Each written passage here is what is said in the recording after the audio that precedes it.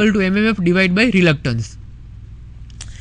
That is I is equal to V divided by R, and here in magnetic circuit flux phi is equal to mmf divided by reluctance, that is S. Okay, if we apply Kirchhoff law in electric circuit, then Kirchhoff current law states that sigma I is equal to 0, and Kirchhoff voltage law states that sigma V minus sigma IR is equal to 0. So if we apply here in magnetic circuit, then it will be sigma phi is equal to 0 and sigma mmf minus sigma phi S is equal to 0. Now we'll see the differences in between electric circuit and magnetic circuit. So the first difference is that in electric circuit, air is working as a insulator for electric current. That means what is the property of insulator? The current cannot pass through the insulator. But here in magnetic circuit, on behalf of electric current, there is a magnetic flux. So air here, it is a good magnetic material for the magnetic flux. That means the magnetic flux can be passed directly through the air. The second difference is that in electric circuit current flows, but in magnetic circuit the flux does not flow. It will never flow in the circuit. Third is that the conductivity is independent of the current density in an electric circuit, while permeability, that is denoted by mu, will be varies as we are varying the flux density in a magnetic circuit, because B is equal to mu into H. So if we are varying the value of flux density, then what will happen? The mu value will be directly vary. Okay, in electric circuit energy is applied for continuous current flow and converted into the heat energy, while in magnetic circuit the energy is applied just to create the flux only. The current in the electric circuit is confined with the no leakage, but what will happen in the magnetic circuit? In magnetic circuit, not all magnetic field is confined to the magnetic circuit. There is a significant leakage flux. That means what will happen? Some of the flux that is developed in the different pole of the magnets, some of the pole will get leakage. That means it will destroy. So we will see what is meaning of the leakage flux. So leakage flux, we can say one example of a solenoid in which there is a air gap. You can see the air gap over here. So what will happen? This leakage flux is the flux that does not follow the intended path in the magnetic circuit. So what will happen? Some of the flux will be lost in the magnetic circuit. So the leakage flux factor is denoted by the total flux, that is flux in the ion path, divided by the useful flux, that is flux in the air gap. So from this we can say that fringing effect. The fringing effect is the effect of spreading out of flux in the air gap. That means whatever amount of flux that is wasted in the air gap, it is called the fringing effect. Now we'll see the series and parallel magnetic circuit. See, in the series and parallel magnetic circuit, it is similar to the electric circuit. See, in the electrical circuit we have seen that there is a resistance, but on behalf of resistance here there is a reluctance. So if we want to create a series magnetic circuit, see, this one is the series magnetic circuit. In this circuit there is a air gap. There are different material having a different permeability along with the air gap. So it can be inferred from the figure that the flux line will find the closed path through the different magnetic materials and the air gap. That means here in the magnetic flux, whatever flux is we are getting, it is nothing but a series magnetic circuit. The circuit can be thus termed as a series magnetic circuit. Thus a single significant flux will be exist, although these are having a different material, but whatever flux that is available will be in a series. So it is also known as a composite circuit also. Now we will see that since the different part of the circuit are in series of the total reluctance equal to the sum of the magnetic parts, that is the total reluctance is equal to S is equal to S1 plus S2 plus S3 plus Sg, What is Sg? Sg is nothing but the reluctance, that is loss in the air gap. The corresponding equivalent circuit of the magnetic circuit are shown in figure. Here this one is the electric circuit where the different resistors are connected in series, while this one is the circuit in which the different reluctance are shown. See, the symbol of this is mentioned as a reluctance. So on behalf of EMF there will be a MMF, or the force, that is called the magnetomotive force.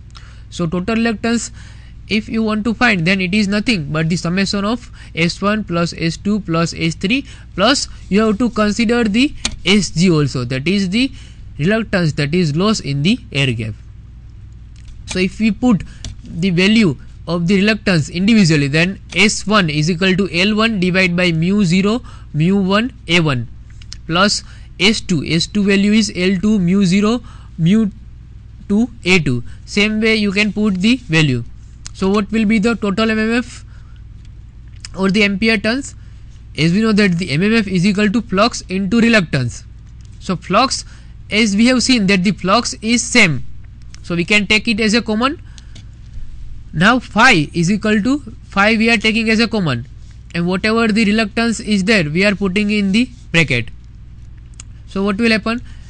Whenever we are substituting the value, we will get the B1 L1 divided by mu 0 mu R1 plus B2 L2 divided by mu 0 mu R2 plus B3 L3 divided by mu 0 mu R3 plus Bg divided by mu 0 into Lg, because mu Rg is generally we are taking as a 1. So it is nothing but H1 L1 plus H2 L2 plus H3 L3 plus Hg Lg, because H is equal to B upon mu 0 mu R.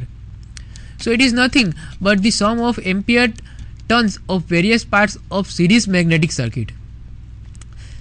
Same way for the parallel connection of magnetic circuit can be also explained. Here you need to apply the Kirchhoff voltage law. That is, Kirchhoff voltage law is generally applied in the electric circuit. So here on behalf of electric circuit EMF there is MMF. So MMF is equal to N into I. So what is N into I?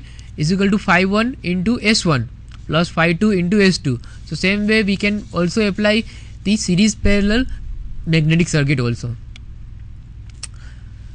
Okay, now we will see which are the material that are generally called as a magnetic material. See, there are different kind of material that are called the magnetic material. So first of all we will see how the magnetic materials are classified and which are the material that are called the magnetic material. So how the material become magnetized. So whenever a ferromagnetic materials become magnetized when placed in the magnetic field of a magnet. So we have all seen that a permanent magnet is a pickup. If we have pick up paper clips, nails or iron fillings, it will get pick up. So the object becomes magnetized under the influence of the permanent magnet field and becomes affected to the magnet. So when remove the magnetic field, object tends to lose its magnetism. So we can say that a ferromagnetic materials have the minute magnetic domains, that is created within their atomic structure by orbital motion and spin of electrons. These domains can be viewed as a very small bar magnets with north and south poles also. So the magnetic domains N, S are randomly oriented in the unmagnetized material, but in the magnetic domains it will become aligned when the magnetic material is magnetized. So magnetic domains in A, that is in this figure, is a unmagnetized and this one is a magnetized material. Now we will see which are the types of magnets and the magnetic material. So the classification of magnetic and non-magnetic material can be said that a magnetic material is defined as the ferromagnetic material that includes iron, steel, nickel, cobalt and certain alloys. They become strongly magnetized in the same direction as the magnetizing field with the high values of permeability. Now what is the meaning of paramagnetic material? Paramagnetic material includes aluminum, platinum, manganese and chlorium. they become weakly magnetized in the same direction as the magnetizing field. The permeability is slightly more than 1, that is for the paramagnetic material. The classification of magnetic material can be also classified as a magnetic material and the non-magnetic material. See, the diamagnetic material includes copper, zinc, mercury, gold, silver and other material. They become weakly magnetized in the opposite direction from the magnetizing field. The permeability is less than 1. The non-magnetic material includes air, paper, wood and plastic. So what is the meaning of non-magnetic material? These are the material that will not be affected when they are put in the magnetic field. So this one is the graphical illustration. Here you can see the effect of the non-magnetic material. That means if we are putting a glass material over here in between the two magnet pole, so what will happen? It will not get attracted. But on behalf of glass, if we are putting a soft iron, so what will happen? That the magnetic field line will be passed through this soft iron and it will be attracted towards the magnet. Now based on this, we will try to solve some examples of the magnetic circuit. So the first example is that a coil of a 200 tons is uniformly, this one is the coil that is uniformly wound around a wooden ring with a mean circumference of the 600 mm and the cross section area is 500 mm square. If the current flowing into the coil is 4 ampere, you have to calculate the magnetic field strength, that is you have to calculate the value of H, and you have to also calculate the flux density and the total flux. So from the given data we can write that N is the number of ton that is wound on the coil. So these are the N is equal to 200 tons.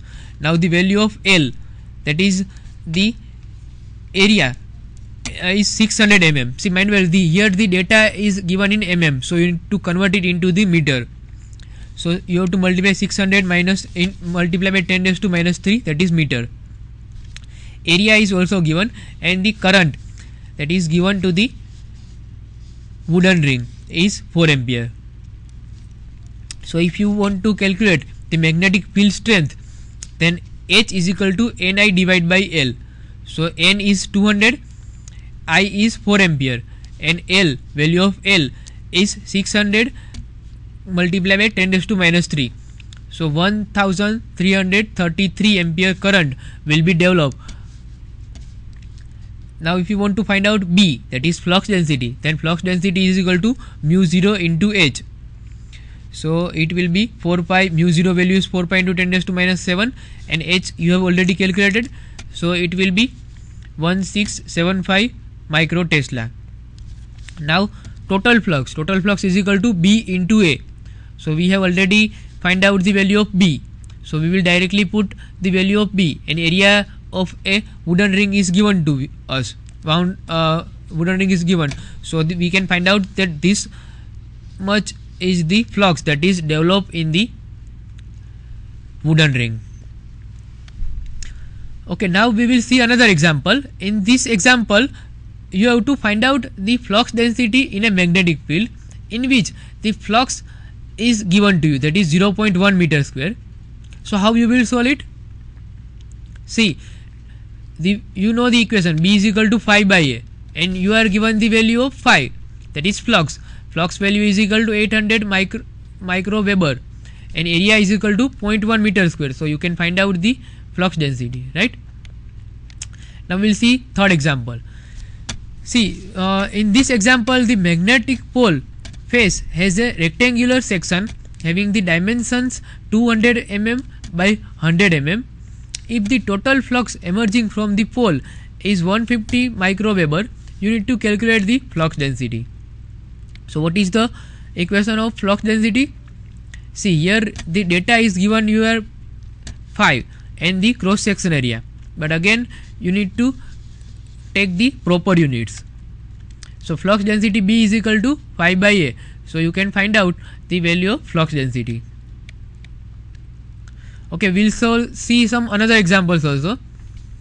See, here in this example, you have to find out the value of reluctance of a material that has a length is equal to 0.05 meter, a cross section area is 0.012 meter square, and a permeability is 3500 microweber per atm is given. So how you will solve? See, you know the value of reluctance. Reluctance is equal to S is equal to phi divided by mu a, or it is a this one is the also a symbol that is used for the denotation of for the noting of the mmf. So it will be 119080 per Weber. Okay, we'll see another example also. See, in this example, you have to calculate how much is the flux that is established in the magnetic path of figure. This figure is a magnetic material. It is made up of the magnetic material. If the reluctance of the magnetic material is 0.28 into 10 raised to minus 10 raised to 5 80 per Weber. So how you will solve it? You are having the value of number of turns, current, and the reluctance value, right? So you can put the equation, that is flux is equal to mmf divided by reluctance, that is Ni. mmf is the Ni divided by S.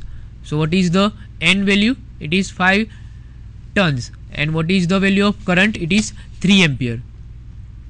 And the value of S, it is also given to you. So you can put it and you can find out that this much flux will be developed. Okay, we will not solve some examples now. We will see some theories now. If time permits, we will see some examples also. So the next theory session is that the electromagnetic induction and some basic laws. So what is the meaning of a electromagnetic induction?